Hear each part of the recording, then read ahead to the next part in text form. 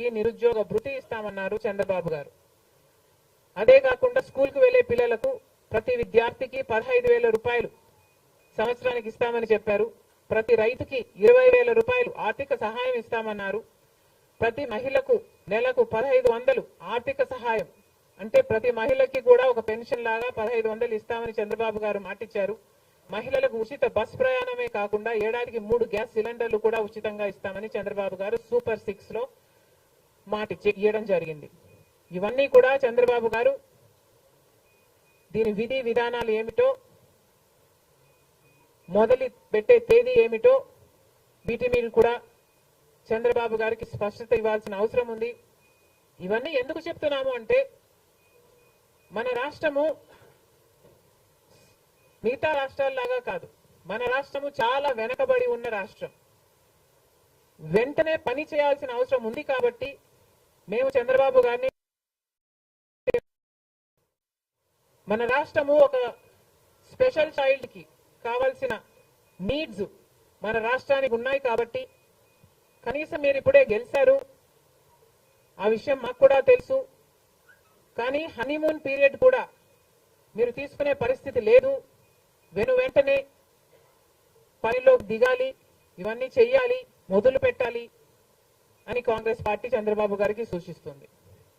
అంతేకాదు కాంగ్రెస్ పార్టీ తరఫున మేమందరం కూడా ప్రజల పక్షాన నిలబడుతూనే ఉంటాం. ప్రత్యేక హోదా గురించి అయితేనేమి, ఆంధ్ర రాష్ట్ర బిడ్డల భవిష్యత్తు గురించి అయితేనేమి కొట్లాడు వైఫల్యాలను ఎత్తి చూపుతూనే ఉంటాం. ఒక కన్స్ట్రక్టివ్ అపోజిషన్ గా కాంగ్రెస్ పార్టీ నిలుస్తుందని ఆంధ్ర రాష్ట్ర ప్రజలకు మరొకసారి ఏపీపీసీసీ మాటిస్తుంది. Thank you.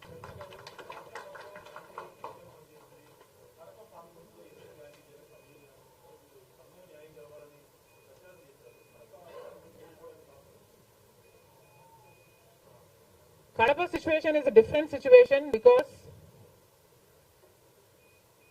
కడపలో ఎంపీ ఉన్నాడు, ఎమ్మెల్యే ఉన్నాడు, అధికార పక్షం. అక్కడున్న ప్రజలు భయభ్రాంతులు గురై బ్రతుకుతున్న ప్రజలు. ప్రభుత్వానికి వ్యతిరేకంగా అంటే యువజన శ్రామిక రైతు పార్టీకి వ్యతిరేకంగా పనిచేస్తే, ఓటేస్తామని తెలిస్తే మాకు వచ్చే స్కీములు పోతాయి, అవి కాకుండా మా మీద కేసులు పెడతారు, దాడులు చేస్తారు అన్న భయం కూడా ప్రజలలో ఉంది. ఓటుకి 3,500 రూపాయల నుంచి ఇవ్వడం జరిగింది.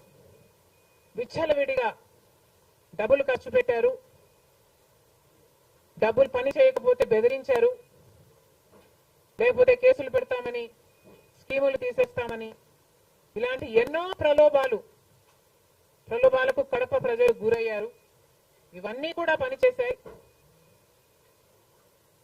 నేను కడపలో గెలవకపోవడానికి కారణం టైం అనే నేను అనుకుంటున్నాను. బికాస్ నేను కడపలో తిరిగింది కేవలం 14 రోజులు మాత్రమే. 14 రోజులు క్యాంపెయిన్ చేశాము, మిగతా టైం స్టేట్ వైడ్ క్యాంపెయిన్ చేశాము. మేము 14 రోజులు ఎంత కష్టపడినా కూడా we were not able to cover most of the geographical area.